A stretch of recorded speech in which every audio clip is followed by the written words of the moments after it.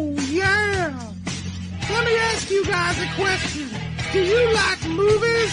But more importantly, do you like people talking about movies? Because I can't find anyone talking about movies.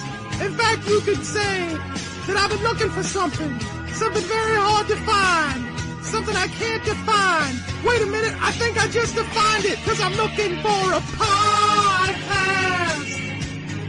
Looking for a podcast. Podcast. I'm looking for a podcast. A podcast about movies. And Steven Seagal. And Scott Adkins. And Ving Rhames too. Who knows?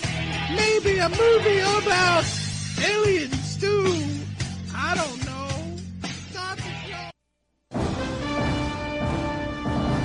In Rocky IV, he fought for his country. What the hell is this?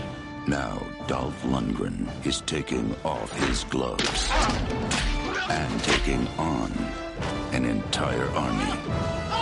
One man at a time. Red Scorpion. The impetus behind the rebellion is this man. He is your targeted objective.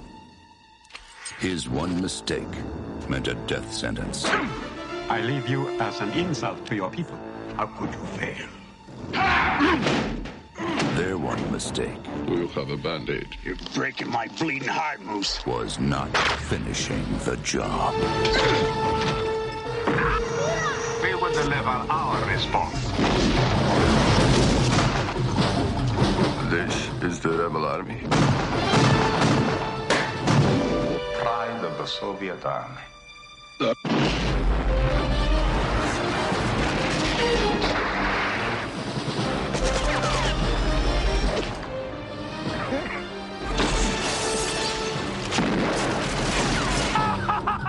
First he was their weapon.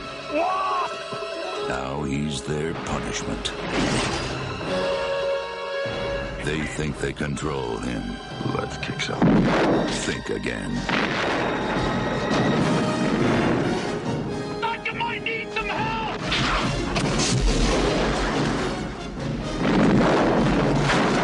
Dolph Lundgren. Red Scorpion.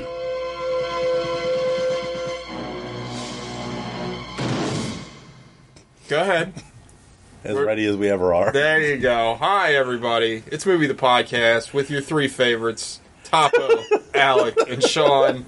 No Gogs, because Gogs is hanging out with his real friends. So, little inside baseball. Gogs has like 7 or 8 circles of different friends. Yeah, that's probably an accurate number. That are probably more important than us at any given time. So he decided that he's going to... He knows we don't have more friends and we'll always be there for him to fall back on when his real friends aren't available. He didn't want to close out Dolphcember with us. Nope. What a jerk. And he missed. Yeah, a good one. Yeah, he doesn't know a pretty this good one. whole wedding's like a dinner with schmucks scenario. We watched Red Scorpion. Yeah, that's confused with Red Sonja. Stay tuned. Or Black Scorpion. Stay tuned. What's Black Scorpion? That Jet Li, isn't there? No. With his Black Mask. That was pretty cool, Black Mask. Black Mask is the movie where it's like a superhero movie, but they don't feel pain. Yeah. And there's a lot of logistic things. It's like, yeah, they don't feel pain, but they would still die if they, like... Because at one point... I remember at one point in that movie, like, one of the leaders of the Black Mask gang, like, is handcuffed to, like, a building or something. So he just lops his hand off to get out of the handcuffs. But, like, you'd still bleed to death. Like, eventually. You know what I mean? Like... Black Scorpion is a TV series. After her father is shot by a crooked district attorney, Angel City police detective Darcy Walker takes to the streets to dispense vigilante justice in the guise of Black Scorpion. That sounds pretty awesome. No, it's a TV show. Where I was thinking of Black Scorpion. What's that? Well, there are 2 movies called The Black Scorpion, but I was thinking of that guy that Sting fought in WCW. Oh God, the one that turned out to be Ric Flair. Yeah. Nice. Little wrestling the podcast. Exposing the business. Exposing the business. That's not a bad name. All right, so last week we said we'd talk a little bit about Rogue One. Yeah, this is we're the only people that liked it. Do we want to talk a little bit about Rogue One? Talk about Rogue One? Yeah, sure. Spoiler alerts if you're like one of the like 3 people that hasn't seen Rogue One. Yeah, this thing is like smashing, well, I guess not records, but it's the 3rd highest moneymaker this year already in 2 weeks. Remember when everybody said the movie business was dead? Yeah. Like all of the box office numbers are like way up. Well, the thing that's nice now is like mid-budget movies are starting to make a comeback too, which is nice. Yeah, definitely. I guess let's go around the room. How just first lightning quick thought on what you thought about Rogue One. I mean, I think you got my thoughts on it last week. I ranked it as my favorite movie of the year, best movie of the year. Wow! Yeah. I thought that movie was fantastic. Now that we can kind of talk about the ending where I was talking about, it's kind of like The Mist, right? For me, where The Mist is a movie that I think is fine until the ending, and then it becomes like transcendent. You know, I can see that. Yeah. So this is kind of the same thing, and the idea that I guess Gareth Edwards, wanted to like keep some of the characters alive because he didn't think they would let him kill them off, and Disney just sort of gave him a kill them all. Yeah, which is insane. Yeah. Just the opportunities for merchandise. I'm sure they still make merchandise, but think of all the other shit they could do. Well, I mean, one thing that I like about the movie... Because even you get like a false finish, too, because when... it's wrestling the podcast all over this. When bitch. Andor, you think he's dead, and then he kind of shows up to assist Jen Asshole at the end. Yeah, like, they're going to get away. Yeah, nope. And they just get fucking vaporized. Well, I mean, one of the things that I really liked about this movie is that it's a Star Wars movie that's not a kids movie. Yeah, like it's not a kids movie at all. No, it's a war movie. It is you know. I'm not sure I understand the complaints about the pacing in the movie at all. I never felt bored. So, you know, I also really liked the movie. All 3 of us really enjoyed the movie. Yeah. You know, a lot of the complaints that I've been hearing about the movie is that there's a lack of characterization with these new characters that are introduced. But Sean said it, I believe you said it last week, is that, you know, in a war movie, it's less about the characters and more about the circumstances in which the characters are thrown in. Down, how much do you really know about any of the characters except that Ewan McGregor can type? Nothing. And Eric Bana is like the badass special forces guy. Yeah, you don't really know much. Saving Private Ryan, you get a tiny bit of background about each one, but you don't need that. You know a lot about Tom Hanks in that movie. Tom Hanks and... Well, that's really it, though. Everybody else... What do you know about Han Solo, judging just by the first Star Wars movie? Well, you know he's a smuggler. You know he owes somebody money. That's the extent you know about him. You know, it's one of those things where... I think people, because that's something I hear a lot about. You bring it up all the time, talking about the original Star Wars. Hot black chicks? Well, big fan. Oh, yeah. But, no, one thing that you bring up a lot is that the people, when they compare these new Star Wars... What we talk about when we talk about Star Wars. Oh, yeah. That's a Birdman joke. I like it. When people compare the new films, the new Star Wars films to the old films, they're like, well, the characters... in the original trilogy are so much better fleshed out. And I don't know how much of that is kind of informed by their nostalgia and the fact that they've been saturated with years of extended universe stuff and comic books, and like if you actually just go back to A New Hope, it's like you said, you really don't know all that much about Han Solo. Obviously, you get to know more of him through 2 other movies. Yeah. But it's and video games and books and comics and every this other is exactly my point. And I how much of that is nostalgia and how much of that is really like what do you know about Leia in the first movie? She is a princess of some sort. Yeah, she's that's it. She's rebellious. She's feisty. Yeah. She's precocious. Luke Skywalker's a grown man that plays with toys and makes pew pew pew noises. And he targets Womp Rats in his T-16 back home. Yeah, I want that flashback, by the way. Where was that?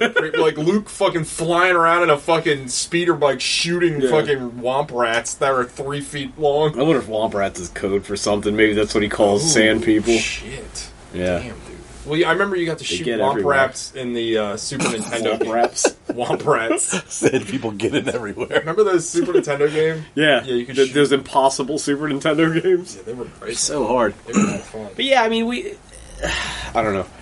And then the whole, The Force Awakens is so much... Now everybody's turned the corner on The Force Awakens that didn't like it. Now they love that. It's better because it has more memorable moments. Like what? Is there a more memorable moment in either of those two movies than Jen Asshole and Andor, embracing right before they get vaporized? Also, I don't read that as a love scene, despite what everybody says. It's not a love scene. They know they're going... They're making peace before they right, die. They're about to die. I don't know if it's a direct parallel, but it's the Hiroshima silhouette, right? Yeah. It's the embrace right before they get nuked. It's like the Night Owl and the Silk Spectre scene out of Watchmen a little bit. And I'm a lifelong Star Wars fan. I'm more emotionally invested just from the movie and nothing else in K2SO getting shot to death defending those two than Han Solo getting stabbed by his son. That's an incredible affecting moment when K2SO dies. I felt more for that than anyone. And I think it's weird that I guess it's because you're looking more towards the main characters, but K2SO is a great character. Yeah. You get to know him. I also heard the complaint. The deaths are too they don't spend enough. They don't get enough. Not enough shine, but they're not important. But I mean, they're showing you what a war is. The guy gets blown up with a grenade. I mean, that's how it goes. Yeah. He's in a vehicle that explodes. Right. Do they all need to have their fucking 5-minute death scene? You don't, by the way. Watch Battle Royale 2 for that kind of bullshit. That movie, every character in the last 10 minutes of that movie, when all the main characters start dying, each one of them has a death scene, and it is fucking obnoxious. I don't know. One thing I want to bring up as far as criticism that I keep hearing is that Krennic is no good. Is that how you say his name? Krennic. I feel like people, maybe, I don't want to go, nobody gets it, but this idea that, he's a nobody is that's the whole point of the character. He's a middle manager nobody. He's that's me and Gogs had this conversation, I think it was maybe 2 weeks ago, right after we saw it. He's the perfect villain. He's sniveling, he's a middle manager. He wants more power. He almost gets killed by Darth Vader, and his first thing that he thinks to ask is, "Am I still in charge?" Right? Yeah. He's wearing a fucking white suit with a cape. Yeah, he's very ostentatious. Yeah. It's a good character. Now, I will say, after thinking about it a little bit, it's kind of interesting to me that the shine that you put on the villains, the thing that's been different, the little twist, is that the villains now are insecure. That's what they brought, because that's what Kylo Ren is too, and that makes him interesting. Yeah, he's. I would say Kylo Ren's probably a better villain, I guess, if it's an apples to apples thing. But you spend a lot more time with him too. Exactly, he's a better villain, but I think that Krennic. I always say his name. Krennic. Yeah. Sorry, I think Krennic is an interesting villain, and he's perfectly suited for what he needs to be, because he wasn't going to make it. Right. That he doesn't run the Death Star in New Hope. Yeah. So I just I kept hearing people say, "Well, he's not powerful and he's a weenie compared to Tarkin, and Tarkin takes over the movie." Well, yeah. Yeah. He's, ostensibly, from what you gather from New Hope, Tarkin is the most powerful person in the military besides the Emperor. In fucking... he gives Darth Vader orders. I was just about to say, in New Hope, he's got more power than Vader does. Yeah. Vader's basically his lapdog in that movie. I mean, now, if you want to get technical about it, I feel and I'm not the first person to say this, but in New Hope, again, a lot of what we know about Star Wars now is informed by the later films and everything else. But, Vader is a lot more important after A New Hope than he is in New Hope. Oh, for sure. He's just a heavy, really. You know what I mean? So, I don't know. I really liked Rogue One. How did you guys feel about the Vader, as Gogs would put it, Vader going ham or Vader going old boy? I thought that was... I could take it or leave it. I liked it. I feel like that movie should end with them getting vaporized. That should be it. And it should just go right to the credits. I don't think that's a satisfying ending for somebody. I like the scene. I guess one thing I wanted to bring up is... It's a trailer scene, though. You know what I mean? Yeah. It feels tacked on. Well, I think it's a fun scene for fans. Yeah. I think... But the one complaint that I heard, and I was just I don't really... I'm it's a movie, right? Is that... you see Vader go all old boy and, flinging people across ceilings and cutting them in half. And then in New Hope, he's, all slow and... Right. It's yeah, but... That probably took a lot out of him. This is a movie that happened now. Also, it's a movie. Yeah, exactly. Yeah. It's a movie, right? Do you want him walking in am I wrong in thinking, like, I understand, like, I get film continuity. It's like nobody can just be happy with anything. It's like, oh, that CGI Leia. It's like, okay, so it's whatever. CGI Leia was pretty bad. It was bad, but it's like, did it ruin the movie for you? No. And it was 2 seconds. The Tarkin, if that. I had a problem with the Tarkin. He looked like Shrek. I mean, they could have just had him, like, from behind or something, like... he didn't have to be in as many scenes. I totally forgot about... I forgot that they recast Tarkin in fucking Revenge of the Sith. He's in the last scene. Yeah. Like, why didn't they just use that guy? And just give him... I think he's young, obviously, but give him fucking age makeup. Like, I'd have been fine with that.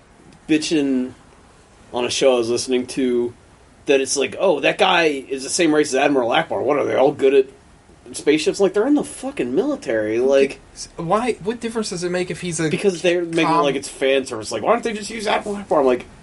It's like, say, like...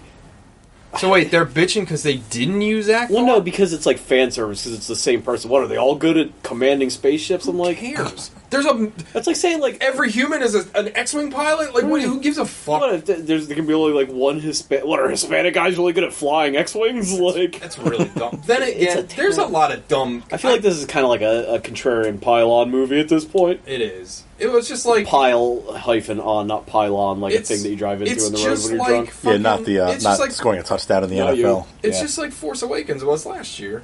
Like, I feel like not everybody, but I feel the vast majority of people enjoyed it. And then, like, as the months went on, there was all these think pieces, oh, this movie's really not that good. It's just like a movie unto itself. I think I prefer Rogue One by quite a bit, but that doesn't mean I don't like The Force Awakens. No. But The Force Awakens it's a different... It's not really a direct comparison, because they're laying a lot of bricks in The Force Awakens, you know what I mean? Sure. They got a lot they have to deal with. The Rogue One's just a self-contained story that doesn't need a bunch of character development, because you're not going to be with them for more than an hour. No. And I even heard, the complaint that Saul Guerrero, it's like, oh, well, he just walks out and meets his fate. We should have seen him, like, have a moment. It's like, why? Don't you get from the fact that the guy's hooked up to a vacuum cleaner to breathe that he's probably tired of fighting by now? He's like Frank Booth. Well, he's got 2 robot legs. Yeah, isn't that enough of a sick... Don't you get that? Don't you get that he's, like, old, beat up, and... like, weathered? Well, and I think another thing to point out is that they had a lot to do in this fucking movie. Yeah. And stuff's gonna get cut. I mean, they had to give you enough of these new characters. You get a really nice, interesting with Jen Asshole, and then, all she wants to do is see her father. That's her motivation. To get to her father, that's it. And that's you don't need anything else besides that. And that's all you need. Yeah. Now, I will say that I feel like some of the characters I think you could have gotten rid of the pilot. You probably could have combined him with somebody. You could have put him and Caspian, or whatever his name is, the same character. Fine. I mean, it doesn't, like, ruin the movie it's... Honestly, for a movie that was 50% reshoots, I feel like the pacing of the movie is fine. Yeah. It's kind of mind-boggling to me that so much of this movie is reshoots. It has, like, a realness to it. I think I said it before. It's wet, and it's dirty, and... lived in. Real. Yeah, like, real wet. One of the things... yeah, I know I was. One of the things I really liked about The Force Awakens, I think, if you go back and whatever show it was, I think, was it Batman Super? No. Whatever show it was, or we did a special show. We did a special show, yeah. Well, one of the things I'm harping on is the fact that there's smudges on the cockpit and the X-Wings. Like, that kind of detail, that's all over the place in Rogue One. Well, they've got dirty armor. They've got what appears to be a Separatist tank that they've, reclaimed. That's right, yeah. I love that scene in the fucking marketplace where, like, there's innocent people getting shot, and, like, it's just... It feels like a war. Right. It feels like when you really haven't gotten that. And the rebels are kind of portrayed like an Al-Qaeda or an ISIS. I mean, it's you get a side of it that you... Yeah. Not that you might not think about, but that is not how it's presented in any of the other movies. No. I don't know. I think that it does enough of its own where it's an interesting film and a different take. I could do without C-3PO being in the movie. You know what I mean? That kind of shit. I could do without a lot of things. I could have done without. But again, it doesn't... CGI Tarkin. I could have done without Leia. I could have done without 3PO. Or the death sentence in 12 systems. That was stupid. But again, it doesn't ruin the movie. It's for like 2 seconds, and it doesn't like they focus on it for too long. It's not in the fucking Revenge of the Sith where you have that 20-minute sequence with R2 like zapping robots and like all that horse shit.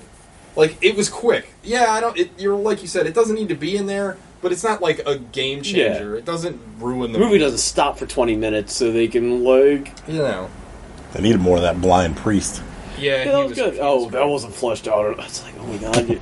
So people, same people that are bitching about the pacing in the movie also want like these dedicated backstories for these characters. It's like, how long do you want this movie to be? Right.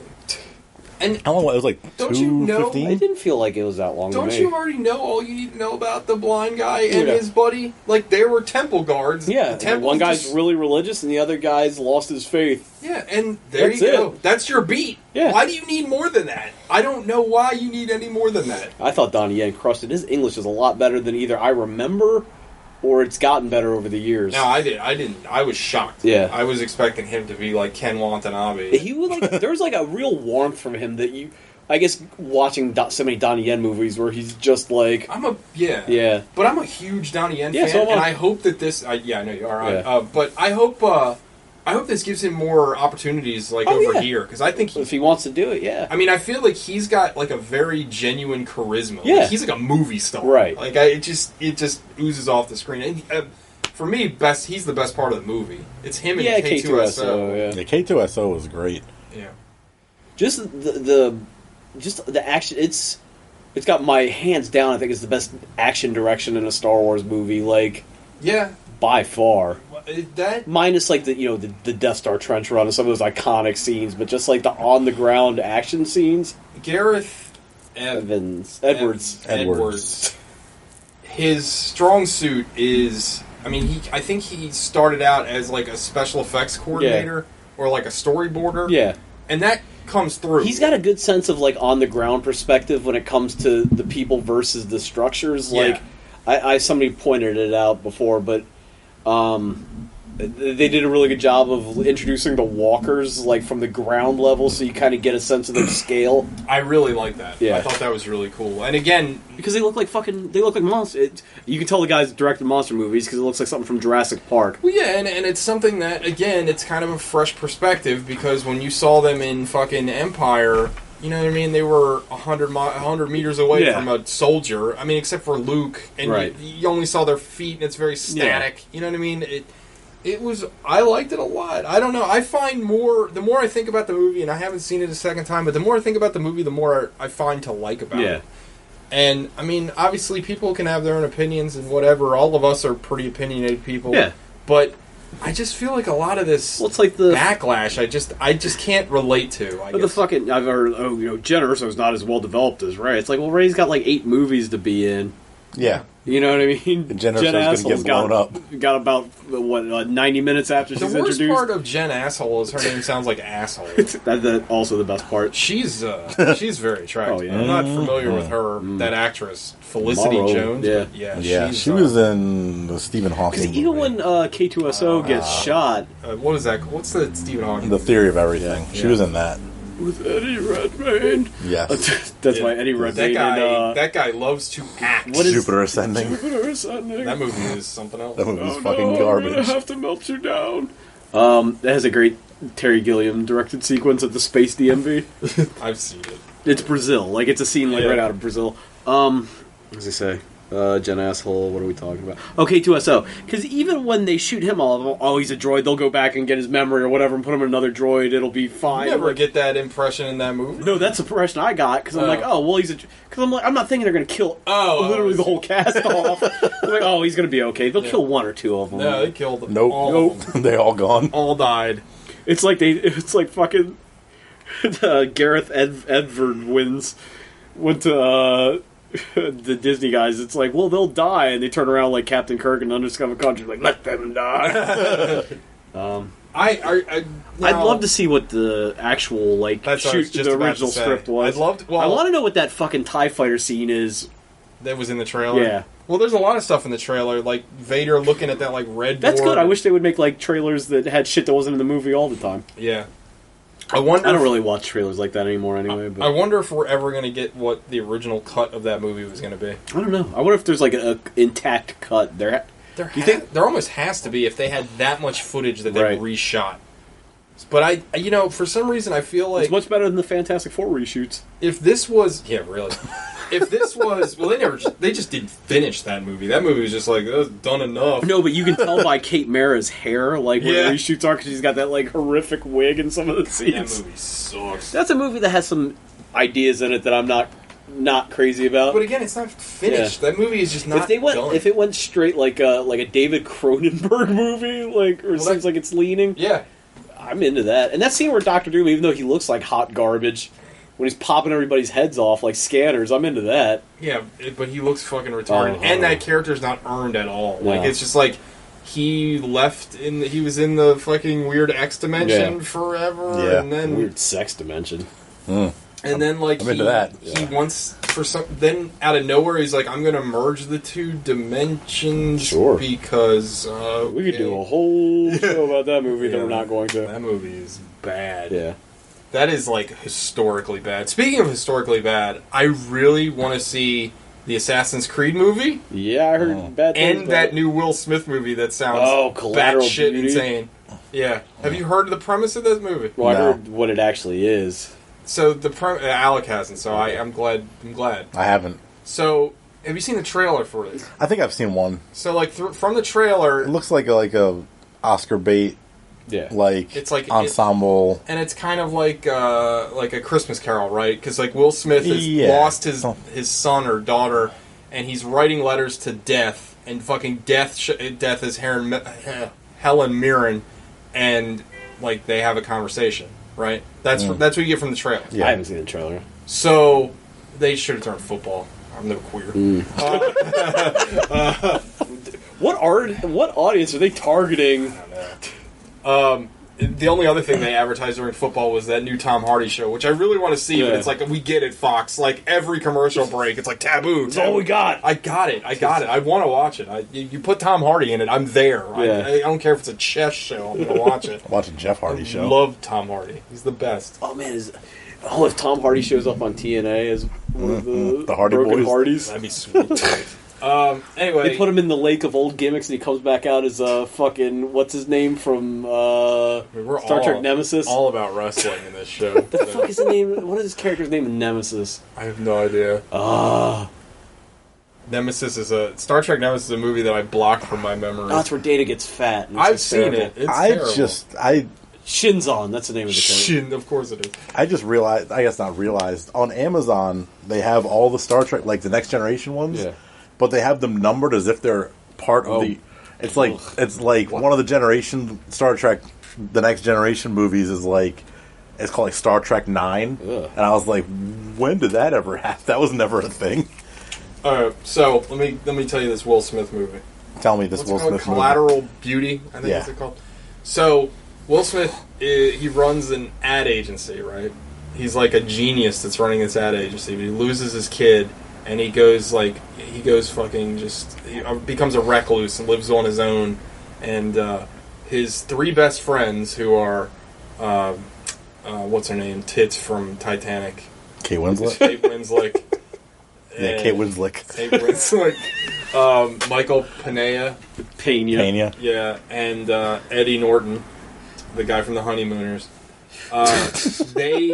They're working at Will Smith's ad agency, and they're about to sell the ad company to this bigger ad firm, but they need Will Smith's signature to do it. So they come up with this idea. This is a real fucking movie, by the way. This is a movie that's currently in theaters now. Well, they come up with an idea. First of all, they steal his mail. They find out that he's writing letters to death. Oh, you didn't hear? I forgot about this part. He's writing letters to abstract concepts. Yeah, he's mailing them. He's writing letters. Yeah, where's he mailing them to? The North Pole. He's writing letters to death, love, and time. I think. Anyway, so they find out. The three friends find out about this, and they come up with this idea where they're going to hire actors to play these abstract concepts. Talk to Will Smith. They're going to record it all. Then they're going to digitally remove. I'm not making any of this up. This is the actual film. They're going to record him talking to death, love, and time. Digitally remove the actors. Show them to some board to prove that Will Smith is crazy, so they can undermine his shares and sell the company. And this is apparently in the film, this is acted like this is a benevolent act by three friends to help him out. Huh. What the fuck? That's not the only twist, too. I listened to a whole /filmcast about it. It's pretty it gets even crazier. Apparently Passengers is hot garbage, too. Oh, yeah. I heard about that as well. Oh, really? Well, I kind of had a bad feeling about that because when they first showed the trailer for that movie, it looked like a serious kind of, like, space thriller. Yeah. You know what I mean? And then a couple weeks ago, there was a new trailer that came out, and they're like, Chris Pratt and Jennifer Lawrence is summer fun. And it's just like, or whatever season we're in. Yeah, summer. And it's like Chris Pratt and Jennifer Lawrence in a pure popcorn film, and I'm like, whoa, the tone of this movie has changed a lot. And I've heard about... How many people do you think went thinking they were seeing Arrival or vice versa? Probably a lot. I kind of wanted to see Passengers, but then I read about that, and I'm like, nope. So I still want to see Arrival. Yeah. I definitely want to see Arrival. Assassin's Creed is apparently just one of the worst movies ever, which I really want to see. It looks like it. It definitely looks like it's in the trailers. Like 20 years from now, people are going to go back to movies like this? This movie's fucking awesome, like we have been with like The Punisher '89. Maybe. I guess it depends on what like how boring and shitty. It depends on what the state of movies are going to be in 20 years. So very Chinese. The big twist with not twist, but one of the big changes from Assassin's Creed. You guys have played Assassin's Creed games. I played a few of them, not all. So of them. like the idea of Assassin's Creed is that you get into this machine, and for those of you that don't know, it's called the Animatrix. Isn't it called like the anus, like Ananus or something? It's something stupid. Anyway, you get in this machine and you can live out the memories of like your bloodline or some bullshit. And that's the video game. God, mine would be boring as shit. Yeah, mine would be awful. Just a bunch of fat Irish people dying. Yeah, it would be terrible for me. Get out of the Dunkin' Donuts, you quit. But anyway, so in the new movie, apparently whatever the mechanism is, it's like this harness. And everything that so in the video games, it's described like a Matrix thing, like Sean said. Like your mind is teleported away, and your body is stationary or whatever. In the movie, it's like he's in this big room and he's in this harness, and like as he's like punching and kicking in like olden times, he's legitimately punching and kicking in this room. This is another one of these movies where they have to build like an extravagantly weird harness so he can. Was it Deja Vu? Or not Deja Vu, it was, what's the Sid 6.7 movie? Virtuosity. Virtuosity, where they have to build this, like, harness where you can float so you can run in places. It sounds like exactly the same thing. But anyway, should we talk about what we watched, or we'll do that next week? We're already going a half an hour. We can go around quick. Yeah, I'll do a round. I didn't really watch anything. I will say very fast. Oh, I'm sorry, I watched Takashi Miike's Harakiri, Death of a Samurai. Is that how you say it? What? Is it? It's not Harry Carey. No. Being as how they're both spelled and pronounced differently. The moon was made out of cheese. But it's excellent. It's probably Takashi Miike's like quietest movie. Wow. There's nothing like weird and Miike about it? No, because it's a remake. Oh, right. And nobody is like a secret psychic, or there's no chest fireballs or anything. It's a shame. Highly recommended. But yeah, other than that. But it's good. Yeah, it's great. And you got the Blu-ray of that, right? I did. It was it's like $5. It was on Netflix. I don't know if it still is. Yeah. I watched a couple of things. I'll go through them real quick. I watched Rise of the Planet of the Apes. Yeah. Which Sean lent me like 2 years ago. How are those new movies good? I haven't seen any of them. The second one's great. The first one's pretty good. I watched Rise of the Planet of the Apes, and I watched Dawn of the Planet of the Apes.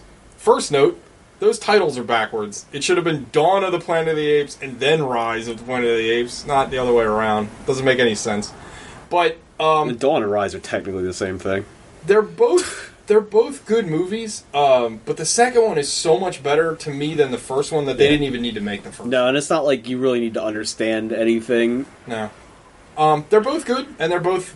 I really, really like the second one. They could with the second one they could just open it like in was it 28 Days Later, one of those newish zombie movies where it's just a bunch of news reports like this happened and this happened and this happened. 28 Days Later, and then I haven't seen it in 2 years. Yeah, I mean that's how it starts with. I have your Blu-ray, but that's how it starts. Really, is a bunch of newscasts. Yeah, it's okay. Well, cool. Then that's all it needs. Yeah, it's a solid movie. Nailed it. The special effects are really good. Yeah.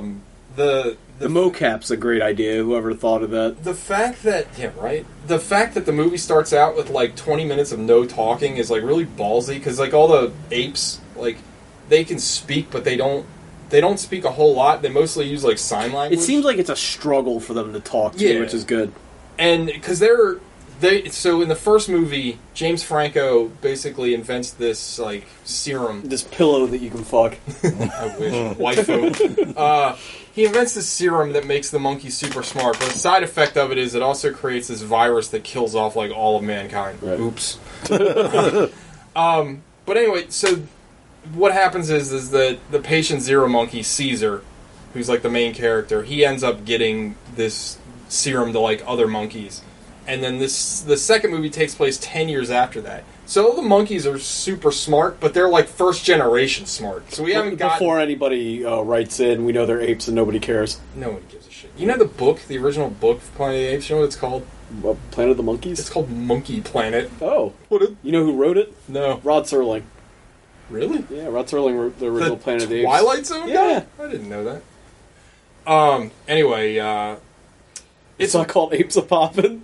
It's really, really good. Both movies are worth checking out. Yeah, but the second one, like you said, way outpaces the first one. Yeah, but there's some cool... Also, there's Gary Oldman in the second one. There's some cool stuff in the first one, too, because like in the middle of it, there's kind of like this prison movie that they kind of do, and it's both of them are very Another good. movie where people, like, inexplicably that are in charge of fucking... animals are exceedingly cruel to them. My hysterically least favorite. And they part bring of that women movie. with them that are also like super excited to be cruel to animals. This kid who's like a tender in this horrible like monkey prison. Like he's like, "Hey baby, watch me beat the shit out of this monkey." And she's like, "Oh yeah, this is sploosh." And at one point, like Caesar gets all the monkeys out, and this kid is like toe to toe with the fucking monkey. He doesn't realize they're super smart. Oh, I'm sorry, Rod Serling wrote the screenplay, didn't write the book. Oh, that's still cool. I didn't know that. He's like toe to toe with this ape, and he's like, "Get back in your cage, you motherfucker!" And like, dude, even like a regular monkey is going to kill you. Those things are strong as shit. They like rip people's faces off. He's got no fear. Anyway, so both of those are really good. I highly recommend them. Sean, thank you for letting me borrow. Yeah. Maybe in 2 years you'll talk about how you saw 47 Ronin. 3 or 4. One last thing I want to talk about, which I was kind of disappointed in. I watched Anomalisa, which is Charlie Kaufman's newest movie. It's a puppet movie, and in a weird way, it's Charlie Kaufman's Team America. Like, it's a movie about a guy that's just like he's like a motivational speaker, and he's going to this conference, and he basically is just bored with his life, and it's like Cedar Rapids. Kind of, yeah. But like it has like one note, and I really like the way Charlie Kaufman writes, and usually his stuff has like a premise, and then it kind of moves past that premise into like different areas. Like being John Malkovich is, it works on a lot of different levels. Yeah. And Anomalisa is just like, it's basically this guy. The premise of the movie is like basically this guy. He finds that everyone is the same, right? Like everyone in his life is the same, and then he finds one person that isn't, and then eventually even she becomes like everybody else, and that's like the entire movie. Is Adaptation his best movie? Because I really like Adaptation. Yeah, I would say. Yeah. And the thing is, like, it does like it being a puppet movie, it does things that I didn't quite realize, like the fact that everyone's the same. So when you first start the movie, it's only 2 voices. It's the main character, who's this British guy, and then when he's reading a letter from this ex-girlfriend of his, it's this man's voice. And I just thought, that's just a weird choice. Like, they're just going to have this man's voice.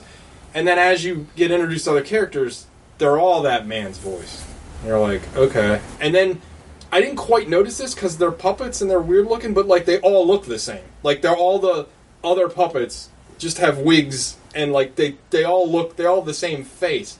And then he meets this girl, Lisa, who is the only female voice you actually hear in the movie, and she's like, different, and that's your fucking movie. Charlie Kaufman's 5'4". He's a little guy.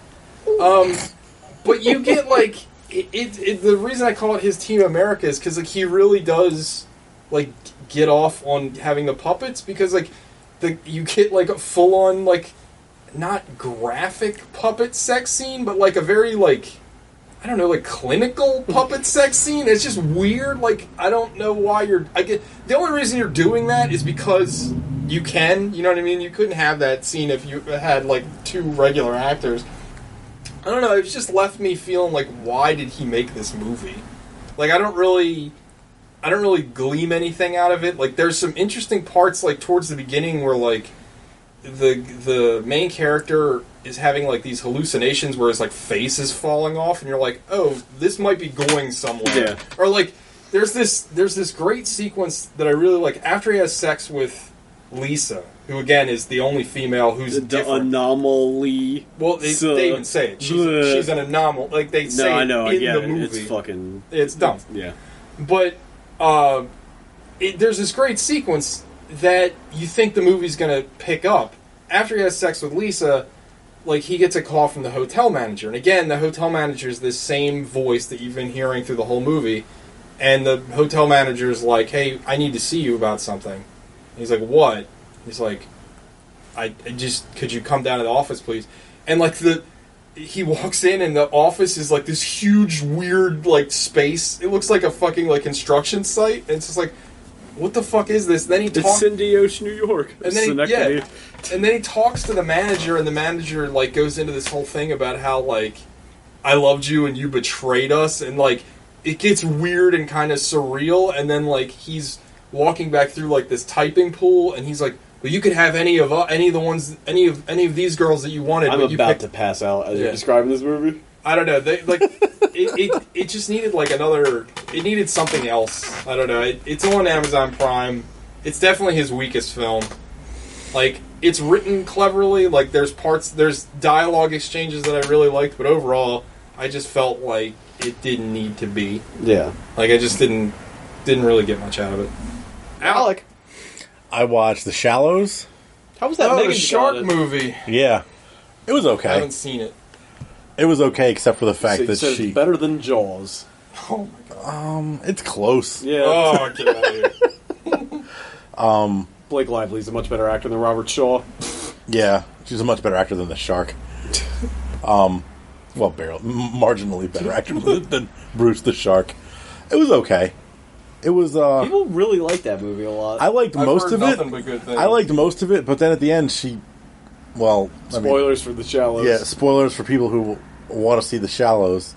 She kills the shark, and the shark's a fucking monster, like, huge shark. How does she kill it? With politeness? With this is harsh language. Ingenuity.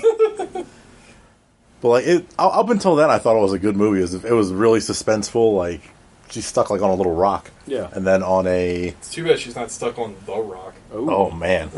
That would mean she would be getting stuck by... the two highest-rated men do you think from Movie the Podcast, Ryren and The Rock. Do you think his hog situation is such that people literally have gotten stuck on him? Oh, without the a doubt. shark? No, The Rock. Oh, yeah. Probably. Yeah. Like he can't get them all. He literally can't pry them off. How did you watch The Shallows? Sorry, I have it on Blu-ray. Oh, I picked it up. I picked it up at Soundgarden for like $8. Mr. Blu-ray, I love it. Coming in hot. I like it. I also started rewatching. I watched the first Lord of the Rings extended cut of the Fellowship of the Ring. Did you just finish? No, but my second, I had the DVD version, and the second disc stopped working halfway through. Yeah, you can borrow mine. I picked scratch resistant. I picked them up today. Okay, but it got to a certain point where they're in the woods with Galadriel, and then it skipped all the way to like the very end of the disc. And I tried cleaning it and did it like awesome. 2 or 3 times. If they made like I gotta go to work cuts of the movie. You know, yeah. So I bought all those extended editions like on DVD when it came out. I don't think I've watched any of them. I've never seen any of them. Honestly, I didn't see all of it, but the first half from the stuff they added, the theatrical cuts are fine. I saw Brain. I'm sure I get the point. You don't need the extended cuts from what I saw. I just remember like the scenes they. What about added, the extends cuts? I wish they added like the mithril scene where he actually gets the armor and like the spiders. They added a whole bunch of stuff. The spider's not in it, right? I didn't get that far. I didn't watch the second one. I can't remember the name of the spider, but there's a spider in the first. Charlotte. Aragog. That's Aragog. Of course it is. Aragogs. We should make Gogs a real big spider. But yeah, I mean that's one of my favorite movies of all. That trilogy they're some of my favorite movies of all time. Yeah, that's something I should rebuy on the Blu-rays. Yeah, I picked up the theatrical versions because based on what I saw of the extended version, it's not necessary. Yeah. I'd probably like to watch it once at some point, all the way through, just to see it. Theatrical versions. Everybody's talking like this. Speed it up real fast. I really like double time talk. Anything else, Alec? No. Okay. Did you buy any more Blu-rays? I like this Blu-ray Alec. It's like a whole. It's like wearing a blue shirt. It's like a whole new Alec. My Blu-ray. Whole new Alec. I bought with those. high definition. I got the three. Like they were doing an Aladdin theme here on the DVDs. Aladdin the podcast. Might as well just put them in your fucking garbage disposal. Line your house with them. No, I don't think I bought any more. You guys gave me a couple for Christmas. Oh, yeah. Christ mass. But I got the 3-pack, the 3-pack combo for $15 of all 3 Lord of the Rings theatrical versions at Target.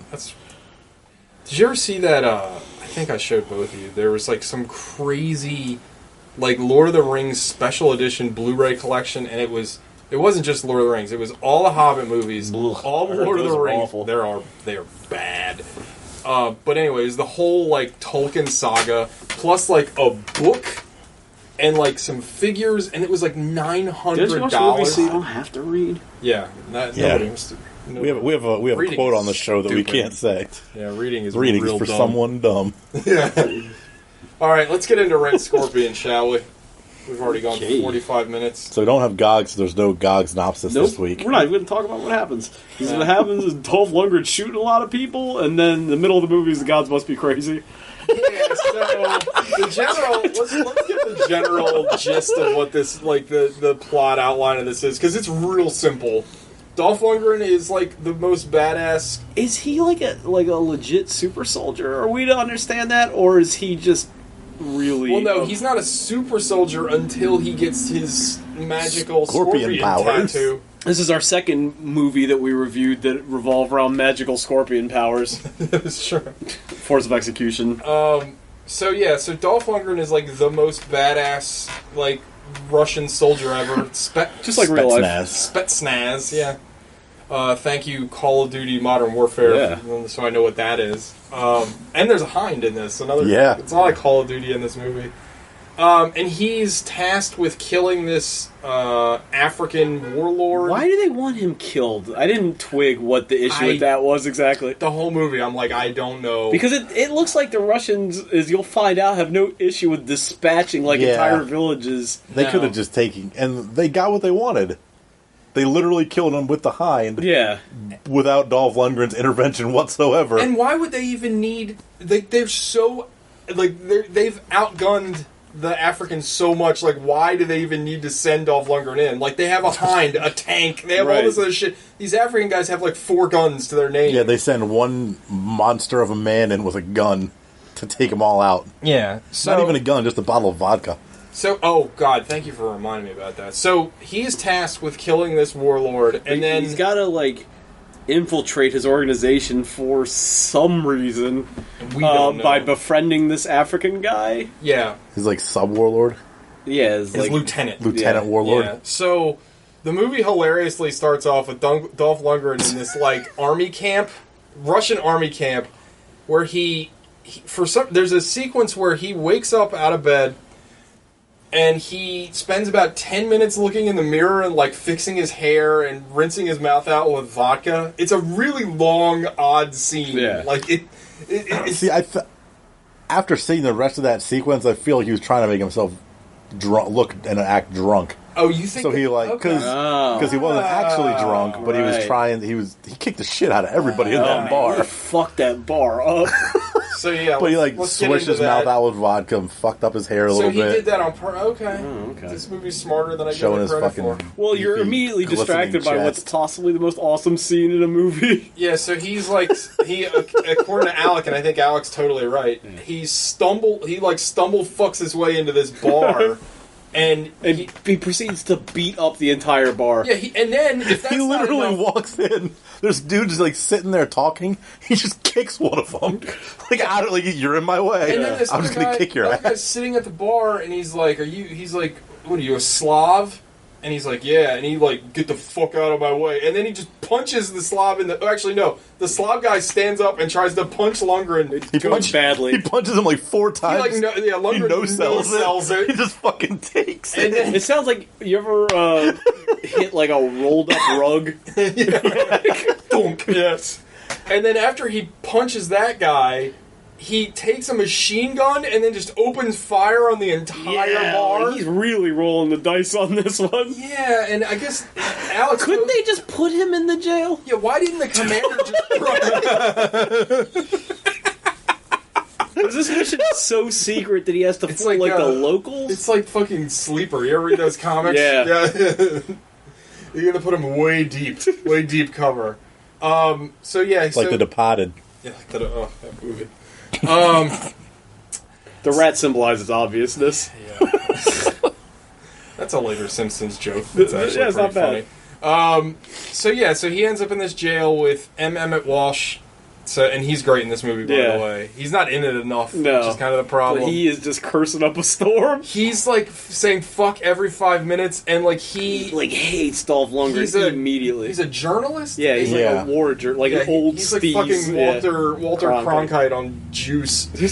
So he's in this. So speaking of on Juice, what's Dolph Lundgren's beef quotient in this movie? Like, is he at his Weaseliest? He's not. Is it he's Showdown not Little Tokyo? Yeah, he's like just under Showdown Little Tokyo levels. But I mean, at most of the movie, he's like glistening and like in like little tiny shorts. It's pretty great. At one point he has to cut off his legs of his pants to make shoes. He's like, oh yeah, his like ass is pretty much hanging out.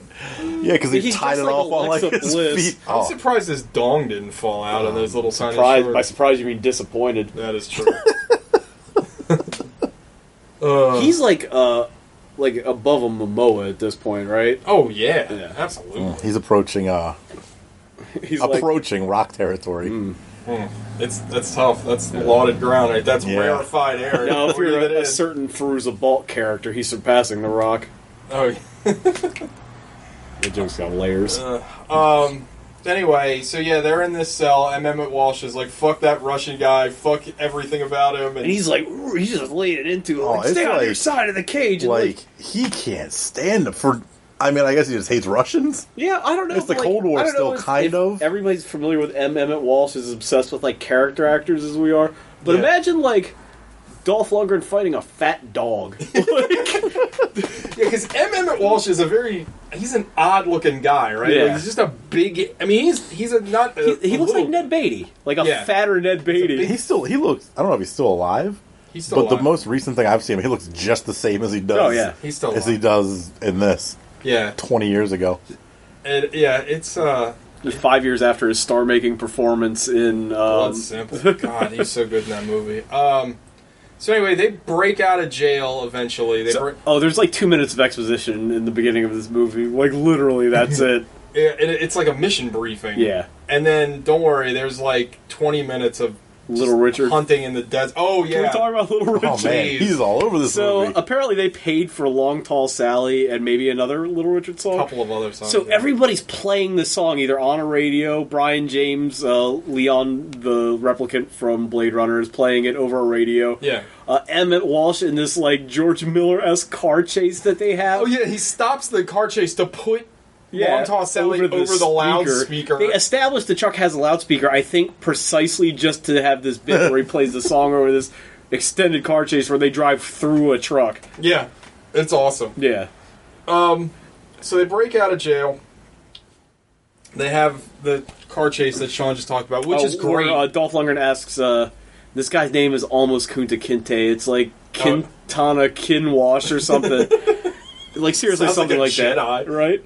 They ask Kit Fisto, he's like, do all Americans swear this much? And Emmett Walsh goes, I'll have you know, in the United States of America, we curse as much as we fucking want to. And then he says, yip de fuck, which is something I've never heard before. Yeah. All the while, Dolph Lundgren is getting his life with various machine guns and rocket launchers and grenade launchers. Oh yeah, this car sequence, first of all, it lasts forever. Yeah. Everything's blowing up. The guys are getting shot left and right. Yeah. The body count in this movie is very high. Right. I don't know if it's as high as last week. But... At one point in this movie, Dolph Lundgren... Well, I think it's higher because, I mean, you've got the Soviet army involved. Yeah. Dolph Lundgren gets kicked out of the truck, lands on a motorcycle, kills those guys, uses the motorcycle to take out some other vehicles, pulls up on the other side of the truck, and climbs back in, and kicks Emmett Walsh out of the driver's seat to start driving again. Yeah, it's bonkers. And then after that... they go to the village. Oh yeah, they're going to the village that the guy, the Kunta Kinte or whatever his name was. I mean, we're not trying to be sarcastic. racist. It's like, his name is like it's so close. It's like Kintosh. Yeah. It's Kintosh. I don't remember his first name, but it's like something alliterative like that. Yeah, it's terrible. Like it's like why did you name it? So they go to King T'Challa. I wish this was in Wakanda. Right. Oh, no, hold on. Well, can we talk about what he said? When we get to this village, there's going to be fisting. He's meant to say feasting, but We all got really excited until the subtitle popped up. Yeah, Amazon's weird, like, delayed subtitles So in this they movie. tell the chief, this guy's title, that Dolph Lundgren helped him escape, but they lock him up in a prison for his own safety. You skipped over the part where Dolph Lundgren's going to take a dive in the river, and Emmett Walsh is like, "Take it off, Yo, take it off." Yeah, I forgot. Oh, yeah. And Dolph 80-yard Lundgren- line, too, so they called Emmett Walsh back into a studio so he could yell, "Take it off, take Dolph it all Lundgren's off." like slowly like strip teasing his shirt off. There's like a legit like Baywatch scene in this movie because like he comes out of the water all slow and like As he's diving into the water, just explosions appear everywhere because the Russian or Cuban army caught up to him. Oh, from Wikipedia. Producer Jack Abramoff later claimed he did not intend the film to contain so much violence and profanity, blaming the director. Oh, the guy that directed this also directed Invasion USA, Yeah. Friday the 13th, the final chapter, and something else. This guy has spent more money on blanks. Oh my god, there's so many explosions and gunshots in this movie. It's fucking awesome. Can we talk about the Hind? The Hind is the villain of the movie. Yeah, it's like quietly stalking them throughout the whole movie. It's pretty great too. It looks awesome. The helicopter looks. Oh, for sure, that's a real helicopter. It looks fucking great. So anyway, after you have the pool scene, so to speak, they go to the village. The village is all bombed out and dead. Right. Or actually, we've already got to that point, right? Yeah, well, now we're meeting the warlord. Yeah, he's not a warlord, he's a rebel leader. Yeah. Which, according to every synopsis, just says Dolph Lundgren is there to assassinate a rebel leader. Again, not entirely sure why they don't just torch the village like they do legit like 10 minutes later. Every other villages. There's tons of villages they do that too. Yeah, it's kind of confusing. And then... So they poison their village and then shoot them with a helicopter? Yeah, I don't... They use flamethrowers? That's like they're trying a different thing on each village. That's called the Soviet triple tap. So, after he gets put in the jail by the rebels, Dolph Lundgren, that is... But he also nearly punches through He starts a wall. punching his way through it. Like, his fist imprints are on the outside of this wall. Because he's so beefed. But that scene ends in a great way because the guard, he comes up to the guard and he's like, "I broke my finger." And he does this thing where he's just bending his finger. Yeah, he's sticking his hand through the... Yeah, he sticks his hand through the bars, grabs the guard, and smashes the guard, like pulls the guard into the door and smashes And then it. he curls a grown man. He curls him up high enough to reach in his pocket and get the key. So you gotta understand the logistics of this. So Dolph Lundgren has his arm out a window that's at shoulder height to him, grabs a guy by the neck and curls him high enough that the guy's waist is in the window at the height of his other shoulder. Yeah, it's insane. Oh. So he gets out of that jail, he goes back to Russian jail. Yeah, they're very irritated that he hasn't killed that rebel commander. This is like the worst scene in the movie. The needles. Oh God! No, have we got? Yeah, because he's getting interrogated by. They sent the Cubans that they're also there with. Yeah. What this like Russo-Cuban interest in this African villages is totally beyond me, because it's not like even established that they have some kind of resource or anything. It's legit like a bunch of huts in the middle of the desert with nothing around it. Yeah.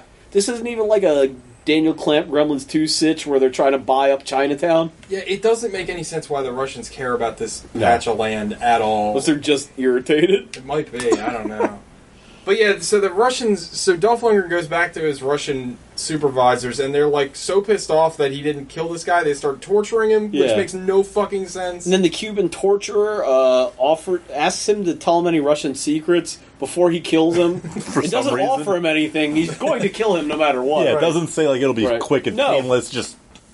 And they bring in a live-action Tina Belcher to dictate the execution. Yeah, why is she there? She's writing notes about him being tortured. Can we talk about the fucking torture? This movie turns into Saw. Like, it's fucking disgusting. It's really gross. He's jamming needles into his parts. Like, they're like hat pins. Yeah. It through, like, his muscles. Like his biceps and his traps. Not the traps. It's fucking disgusting. Look at the buys, look at the tries, look at the traps. They all got needles in them. And I think they did it for a shoot because... It looks gross. It looks real bad. Yeah, because he's wandering around with these things. It looks like they're stuck directly through him. It's nasty.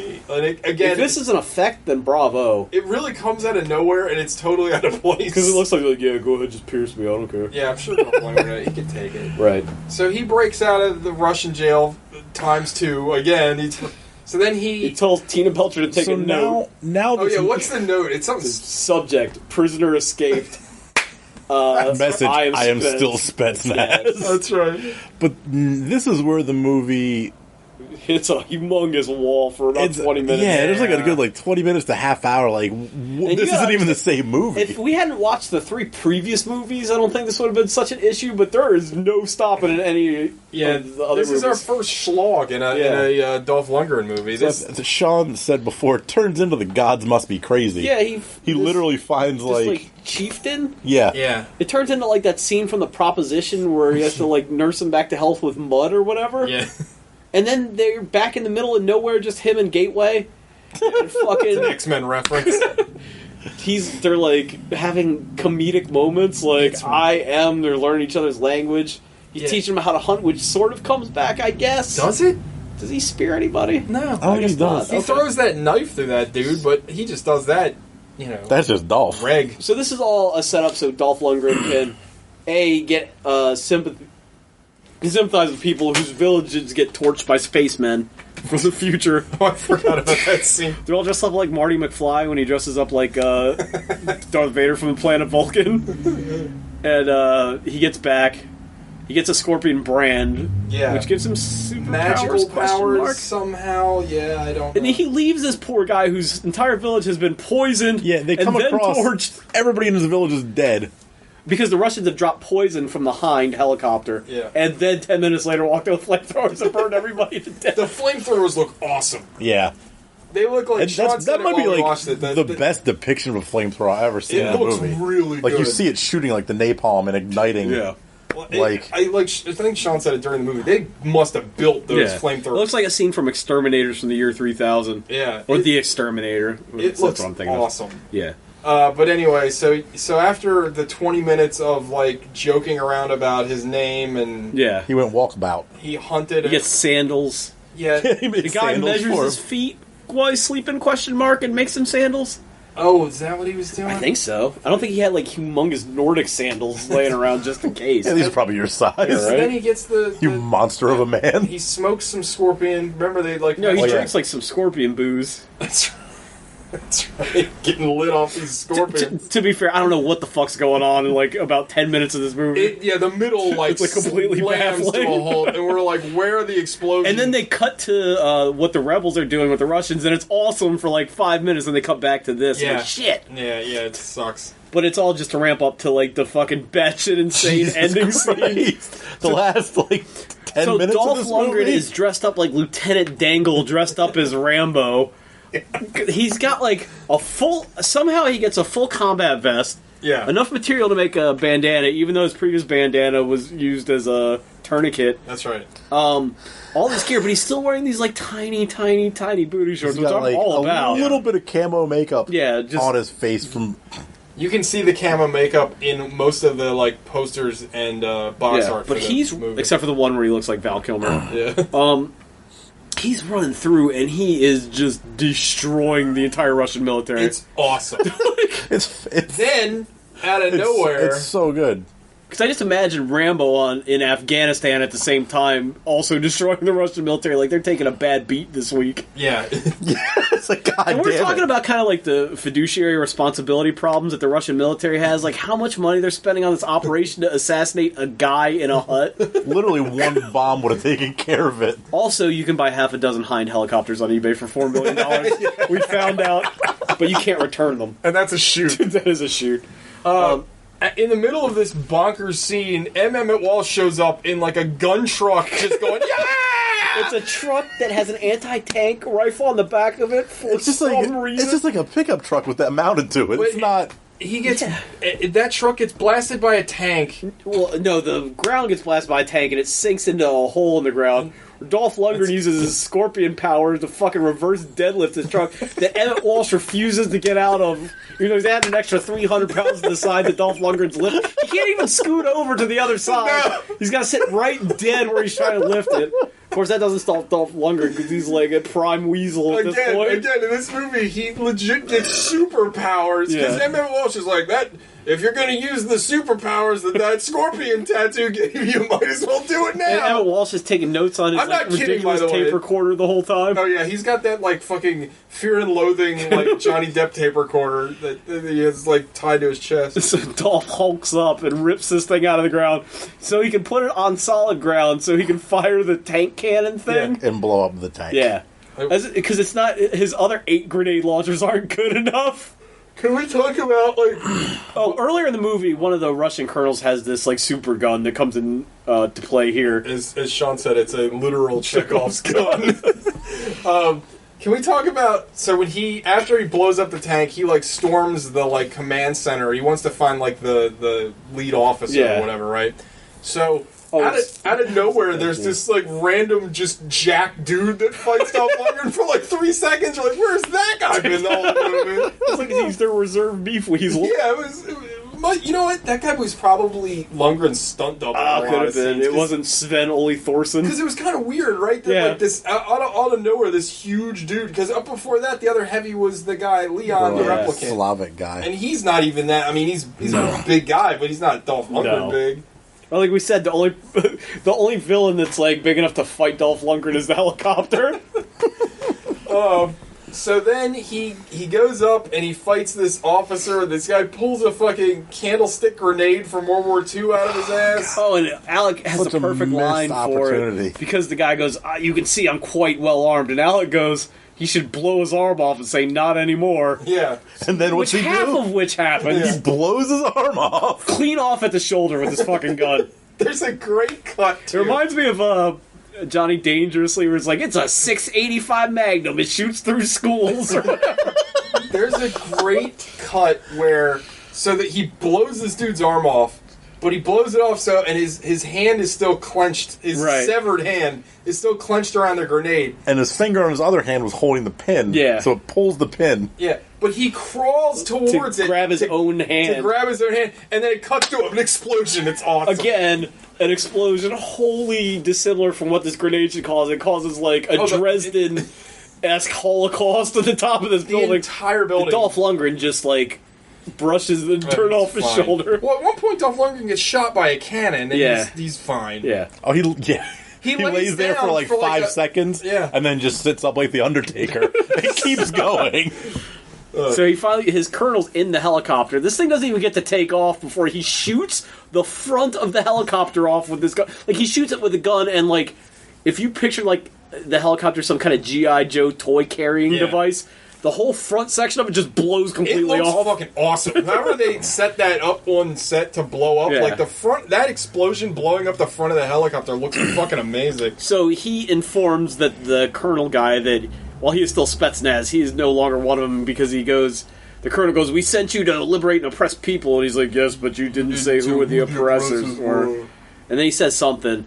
Lundgren walks away, and somehow, over the sound of, like, Armageddon, he hears this tiny .45 cock, and he spins around and shoots this guy at least 1,000,000 times with his gun. I feel like that's an 80s trope, though. You've seen that in a million. Yeah, well, I called it before, But, and that's... Because the helicopter's made out of dynamite. And then, So after that, question mark is like the victory lap with Emmett Walsh. Oh yeah, well, Emmett Walsh has fucking A earlier. Yeah, but the weird part of the movie is like, so up until this point, all of the villains have been Cubans or Russians. Yeah, but I think I think they're black Cubans. I don't think that they're Africans. Well, it just seemed weird because remember in the bar they had black Cuban like bartenders and stuff.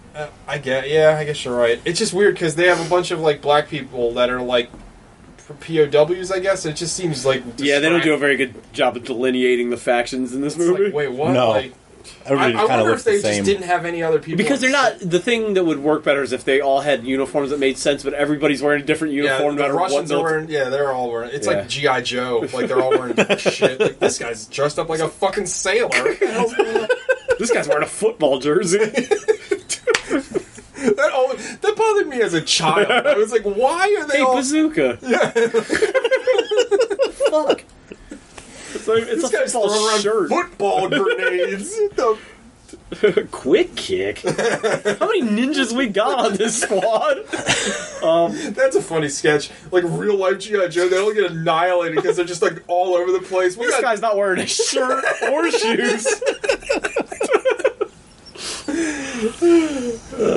But does he have any formal training? Dolph Lungren says fucking A after he's A, probably started World War III. Yeah. B, destroyed his friend's entire village and left him there with nothing, like ended his whole world. Overthrew some rebel faction that is now like going to be plunged into decades of civil war. He has no way to get back because who's he going to call to pick him up? Right. Yeah. He just betrayed his country. Right. Yeah. And then it freezes him going fucking A. Yeah. How many of these Dolph Lundgren movies have ended on basically that scene? I feel like all of them. Yeah, all of them have. Except for the Punisher. Except for the Punisher. Yeah. Lord, why don't you answer me? Who's this? How great was that? So I found. Did anybody listen to the show last week? No. No, you guys are too. We are. I found this. I will though. Biohazard song called "Punishment" that I remember the video. Oh, okay. Because it had the Punisher in the video. Yeah. But the actual song opens with the monologue from the Punisher. Nice. I was like, oh, this is too perfect. But anyway, let's get into Five Knuckle Shuffles, shall we? So we can watch UFC, whatever it is, and watch 2070. So we get Ronda Rousey get pieced up. Yeah, she is going to get destroyed. Alright. She shouldn't fight Brock Lesnar. 8 Five Knuckle Shuffles. Wow, very high. Yeah, because the parts that are high in this movie are amazing, and there's a 20-minute slog, but you know what? Fine. Yeah. We went through this whole month, barely got... This was...